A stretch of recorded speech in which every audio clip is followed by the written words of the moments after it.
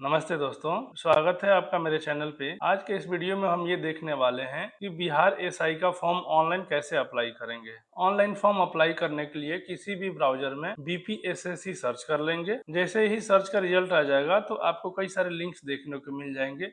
इसमें से जो पहला लिंक आ रहा है bpssc.bihar.gov.in बिहार पुलिस सब ऑर्डिनेट सर्विस कमीशन, इस लिंक को ओपन कर लेंगे। जैसे ही बिहार पुलिस सब ordinate service commission website open हो जाएगा तो आपको कुछ इस तरह से इंटरफेस देखने को मिल जाएगा। यहाँ पे डेट वाइज कई सारे एडवर्टीजमेंट और इम्पोर्टेंट लिंक्स दिया गया है और बिहार एसआई के लिए यहाँ पे दो ऑप्शन दिया गया है, एक अप्लाई का लिंक दिया गया है और एक एडवर्टीजमेंट का लिंक दिया गया है। तो ऑनलाइन अप्लाई करने से पहले एक बार आप एडवर्टीजमेंट को डाउनलोड कर लेंगे। एडवर्टीजमेंट डाउनलोड करने के बाद आप एक बार गो थ्रू जरूर कर लेंगे अप्लाई करने से पहले। अगर हम टोटल पोस्ट की बात बोले तो यहाँ पे 1799 टोटल पोस्ट है और पे लेवल की बात बोले तो यहाँ पे पे लेवल 6 दिया जा रहा है।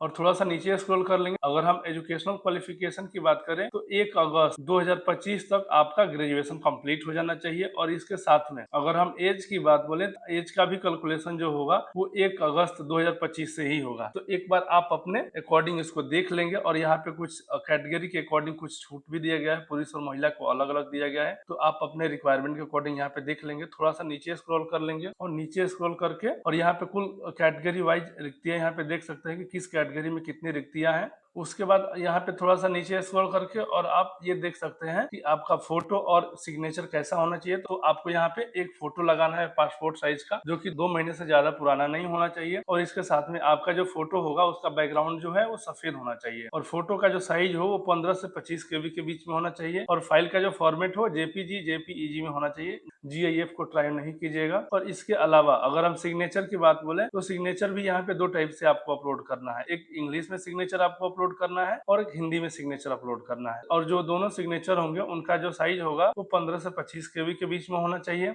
और फाइल के फॉर्मेट जो होगा वो जेपीजी या फिर जेपीईजी होना चाहिए। तो ये कुछ बेसिक डिटेल्स थी, आप अप्लाई करने से पहले एक बार डीपली गो थ्रू कर लीजिएगा ताकि आपको आगे समस्या का सामना ना करना पड़े। ऑनलाइन अप्लाई करने के लिए अप्लाई वाले लिंक पे क्लिक कर देंगे। जैसे ही लिंक पे क्लिक करेंगे तो आपको ये दूसरे पेज पे नेविगेट करके लेकर चला जाएगा।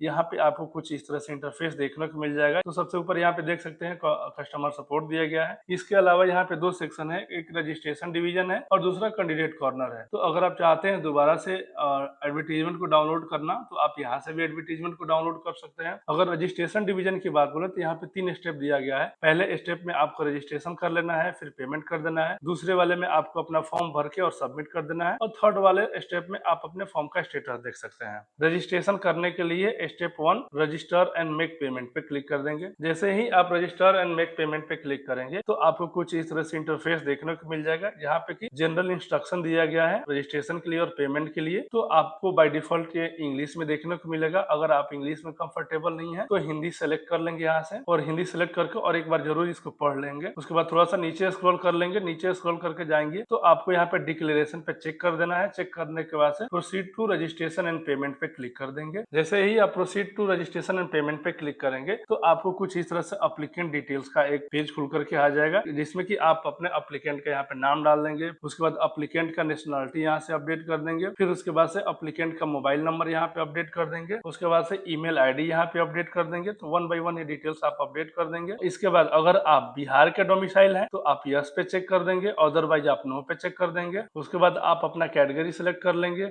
उसके बाद जेंडर सिलेक्ट कर लेंगे। जेंडर सिलेक्ट करने के बाद से आप अपना डेट ऑफ बर्थ सिलेक्ट कर लेंगे। डेट ऑफ बर्थ सिलेक्ट करने के बाद से अगर आप बिहार गवर्नमेंट में एम्प्लॉई हैं तो यस पे क्लिक कर देंगे और उसके बाद जो भी आपका ज्वाइनिंग डेट होगा वो यहाँ पे डेट अपडेट कर देंगे। अगर आप बिहार गवर्नमेंट के एम्प्लॉय नहीं है तो आप नो पे क्लिक कर देंगे। इसके अलावा अगर आप एक सर्विसमैन है तो आप यस पे क्लिक करके और अपना डिटेल्स यहाँ पे अपडेट कर देंगे, अदरवाइज नो पे क्लिक कर देंगे और उसके बाद से प्रोसीड पे क्लिक कर देंगे। जैसे ही आप प्रोसीड पे क्लिक करेंगे तो यहाँ पे रजिस्ट्रेशन रिव्यू एंड कंफर्मेशन का एक पेज आ जाएगा। यहाँ पे आपने जो भी डिटेल्स प्रीवियस स्टेप में अपडेट किया था वो सारा डिटेल्स यहाँ पे देखने को मिल जाएगा। एक बार इसको आप क्रॉस वेरीफाई कर लेंगे। इनकेस अगर यहाँ पे कुछ गलत इन्फॉर्मेशन अपडेट हो गया है तो नीचे स्क्रॉल कर लेंगे। नीचे स्क्रॉल करके यहाँ पे एडिट एप्लीकेंट डिटेल दिया है, इस पे क्लिक करके और आप अपना डिटेल्स को दोबारा से अपडेट कर देंगे। अगर आपका सारा डिटेल्स सही रहता है तो डिक्लेरेशन पे चेक कर लेंगे। चेक करने के बाद से यहाँ पे कैप्चा अपडेट कर देंगे। कैप्चा अपडेट करने के बाद से मेक पेमेंट पे क्लिक कर देंगे। जैसे जैसे ही आप मेक पेमेंट पे क्लिक करेंगे तो यहाँ पे एक मैसेज आ जाएगा, have you verified the details. आप ओके बटन पे क्लिक कर देंगे। जैसे ही आप ओके बटन पे क्लिक करेंगे तो आपको कुछ इस तरह से इंटरफेस देखने को मिल जाएगा, जहाँ पे कि आपको कई सारे पेमेंट ऑप्शन दिए गए हैं। यहाँ पे आपको जो भी पेमेंट ऑप्शन सुटेबल लगे उसके थ्रू आप पेमेंट कर देंगे। जैसे ही आपका पेमेंट सक्सेस हो जाएगा तो आपके मोबाइल नंबर पे एक मैसेज चला जाएगा और यहाँ पे आपको एक रजिस्ट्रेशन आईडी अलॉट हो जाएगी। और थोड़ा सा नीचे स्क्रॉल करेंगे तो आपका जो भी डिटेल्स था वो यहाँ पे डिटेल्स देखने को मिल जाएगा। इनकेस अगर आप चाहते हैं कि अपना रजिस्ट्रेशन कैंसिल करें तो कैंसिल रजिस्ट्रेशन फॉर्म पे क्लिक करके और आप अपना रजिस्ट्रेशन कैंसिल करके फिर दोबारा से अपना फॉर्म अप्लाई कर सकते हैं। सेकंड स्टेप का फॉर्म कंप्लीट करने के लिए proceed to fill application form वाले बटन पे क्लिक कर देंगे। इसमें भी आपको यहाँ पे इंस्ट्रक्शन देखने को मिल जाएगा, तो जिस भी लैंग्वेज में आप कंफर्टेबल हो, इंग्लिश या हिंदी, अपने अकॉर्डिंग इसको सिलेक्ट कर लेंगे। सिलेक्ट करने के बाद थोड़ा सा नीचे स्क्रॉल कर लेंगे। नीचे स्क्रॉल करने के बाद से यहाँ पे डिक्लेरेशन पे चेक कर लेंगे और उसके बाद से proceed to fill application form वाले बटन पे क्लिक कर देंगे। जैसे ही आपका एप्लीकेंट डिटेल पेज लोड हो जाएगा तो आपको कुछ इस तरह से इंटरफेस देखने को मिलेगा, इसमें ऊपर में आपका रजिस्ट्रेशन का डिटेल्स दिया गया है और नीचे यहाँ पे पोस्ट सिलेक्ट करने के लिए दिया गया है। तो यहाँ पे एक ही पोस्ट है सब इंस्पेक्टर का, आप उसको सिलेक्ट कर लेंगे और उसके बाद वन बाय वन आप अपने फादर का नेम, अपने मदर का नेम, अपना मैरिटल स्टेटस, उसके बाद यहाँ से आप अपना आइडेंटिटी कार्ड सिलेक्ट कर सकते हैं। यहाँ पे देख सकते हैं कई सारे आइडेंटिटी कार्ड का